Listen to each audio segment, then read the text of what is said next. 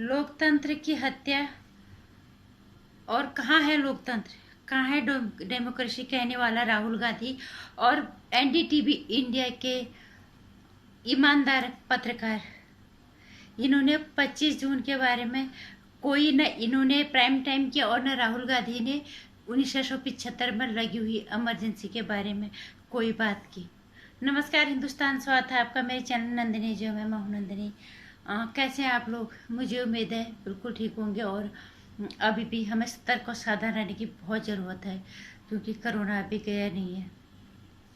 और अब बात करते हैं हमारे देश में जो लोकतंत्र का जो रोना रोते रहते हैं, खासकर राहुल गांधी और रवीश कुमार जैसे कई और पत्रकार भी हैं, लेकिन सबसे ज़्यादा रवीश कुमार जैसे और इसके चेले हैं कुछ और कुछ इसके समर्थक हैं।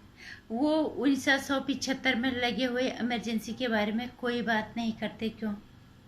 आज थोड़ा सा अगर जनता की हित की बात अगर होती है तो इन्हें लोकतंत्र की हत्या लगती है। 1975 में हुआ है वो उसको लोकतंत्र कहेंगे ही? वो अलोकतांत्रिक था हर हाल में। उसको कहते हैं दादागिरी, जिसे और उसको कहते हैं तानाशाही, जिसे ये लोग मोदी जी को कहते हैं। इंदिरा गांधी का हम सम्मान करते हैं, महिला होने के नाते उन्होंने बहुत अच्छा किया, लेकिन कुर्सी जाने के डर से उन्होंने कितना कुछ कर डाला। सिर्फ कुर्सी जाने के डर से उन्होंने पूरे देश को बंदी बना दिया, पूरे देश को जेल खाना बना दिया। और जब 370 कश्मीर से हटी तो रवीश कुमार जी जैसे लोग उनके दर्द को महसूस कर रहे थे, लेकिन उन्हें तब अंदाजा नहीं था, तब का वो अंदाजा नहीं लगाते, तब का आकलन नहीं लगाते कि तब क्या स्थिति हुई होगी पूरे देश को जब बंदी बना दिया गया था, सिर्फ अपनी कुर्सी जाने के डर से। मैंने 25 जून 1975 से 21 मार्च 1977 तक का 21 महीने की अवधि में भारत में आपातकालीन काल घोषित था। तत्कालीन राष्ट्रपति फखरुद्दीन अली महमद ने तत्कालीन प्रधानमंत्री इंदिरा गांधी के कहने पर भारतीय संविधान की धारा 352 के अधीन आपातकाल की घोषणा कर दी थी। स्वतंत्र भारत के इतिहास में यह सबसे विवादास्पद और अलोकतांत्रिक काल था। और इस इमरजेंसी में लोगों के अधिकार छीने गए थे और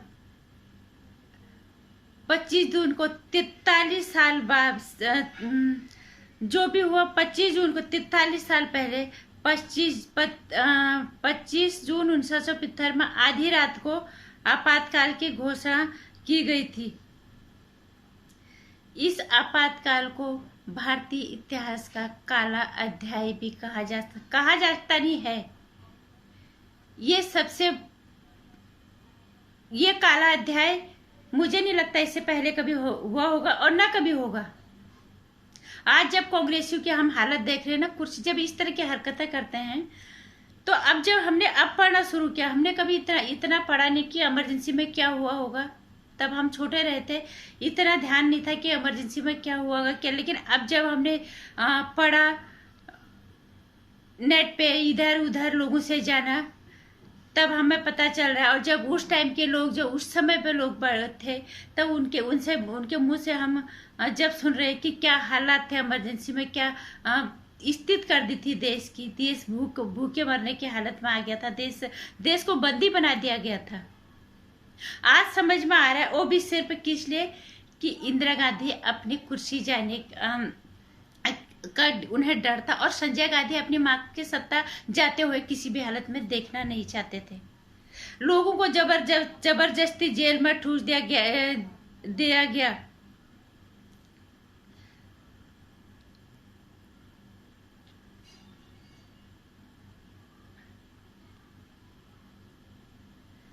बड़े बड़े नेताओं को जेल में ठूस दिया गया, लोगों की जबरदस्ती नसबंदी करवा दी गई, लोगों के मौलिक अधिकार छीन दिए गए।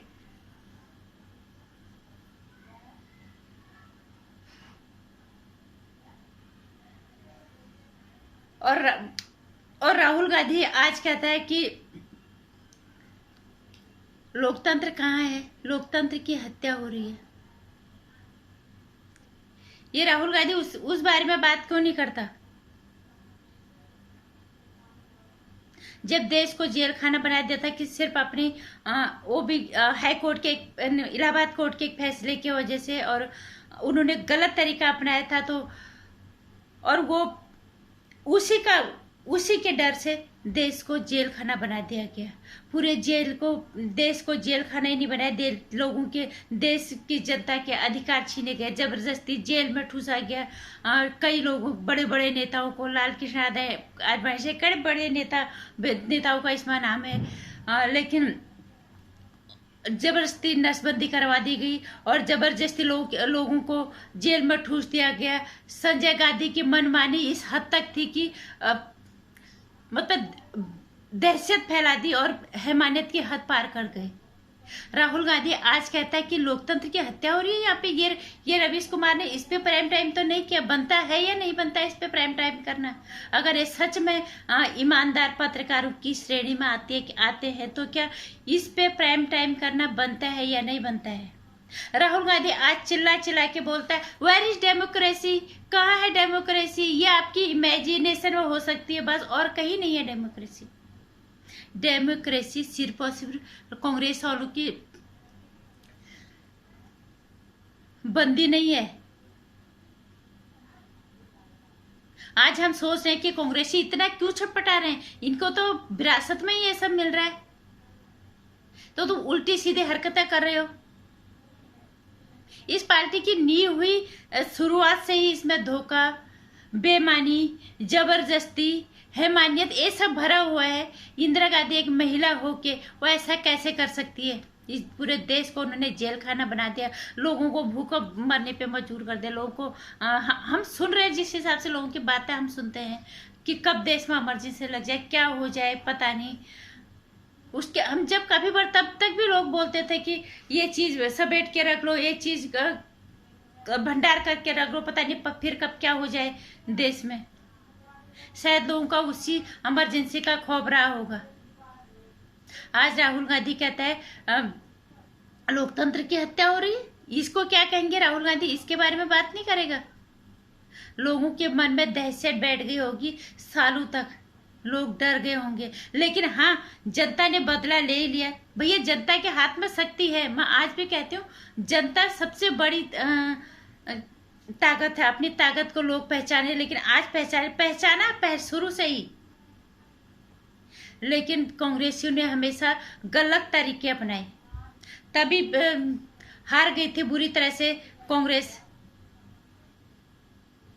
जनता ने बदला तो ले लिया, लेकिन मेरा कहने का सिर्फ ये मतलब है, आज हमें समझ में आ रहा है कि ये जो कांग्रेसी इस तरह की हरकतें करते हैं ना, इन्हें तो ये सब विरासत में मिला हुआ है। 370 हटा बड़े मुश्किल से कांग्रेस कश्मीर से। दिग्विजय सिंह कहता है कि हम जो है कश्मीर से हम सत्ता में आएंगे तो हम कश्मीर में 370 वापस लागू करेंगे। और अब फारूक अब्दुल्ला ने उनका समर्थन भी कर दिया कि धन्यवाद हमें हमारा साथ देने के लिए। ये कांग्रेस है, तो इससे सतर्क रहने की सख्त जरूरत है। अभिषेक मनु सिंघवी हमारे धर्म के खिलाफ जाके बात करते हैं। बिल्कुल, मैं ये नहीं कहती आप मोदी जी को ही लाओ, लेकिन बेहतर लाओ। इस तरह के कांग्रेसियों को आप अगर सत्ता में लेके आओगे दोबारा, तो दोबारा फिर कांग्रेस, क्योंकि 10 साल लगातार बाहर है सत्ता से, तो शायद फिर सत्ता में आएंगे। तो अगर फिर सत्ता से बाहर जाने की कोई बात आ गई तो फिर ये देश को बहुत जबरदस्त मुश्किल में डालेंगे, देश का फिर ये जीना हराम कर देंगे। क्योंकि इतिहास हमने अब पढ़ लिया है कि कितना कुछ किया था इन्होंने। संजय गांधी पढ़ा था मैंने कि किस हद तक उसने हैवानियत पार की थी लोगों के साथ, कितनी जबरदस्ती उसने की थी। जबरदस्ती लोग क्या नसबंदियां करा दी, लोगों के अधिकार छीन लिए गए। तो मैं सिर्फ एक ही बात कहना चाहूंगी कि लोकतंत्र की हत्या कौन कर रहा है, लोकतंत्र क्या है, ये लोगों को समझना पड़ेगा।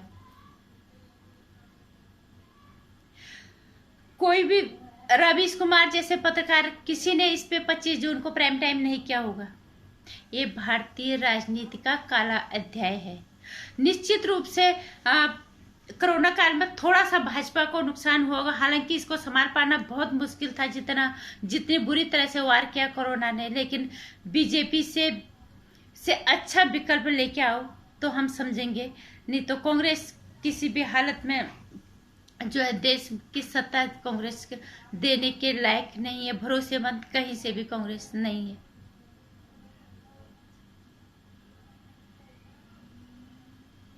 राहुल गांधी इस पे बात कभी नहीं करेगा कि तब क्या हुआ था।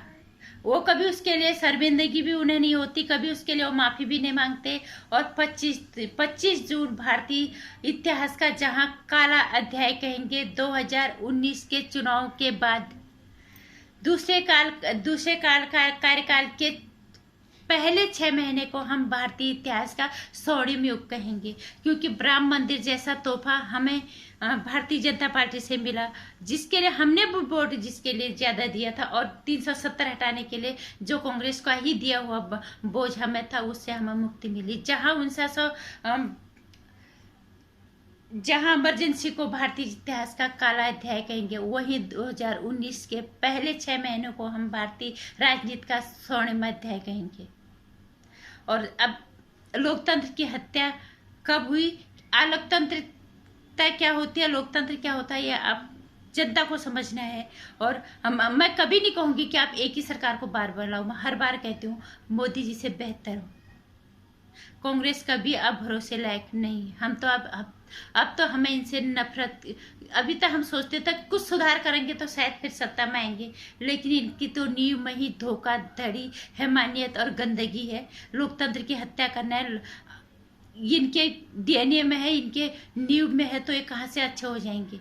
छीन के लेना इनकी आदत है। इसलिए लोकतंत्र इस कांग्रेस से आप भगवान बचाए। नमस्कार। लोकतंत्र क्या है ये सभी को पता है,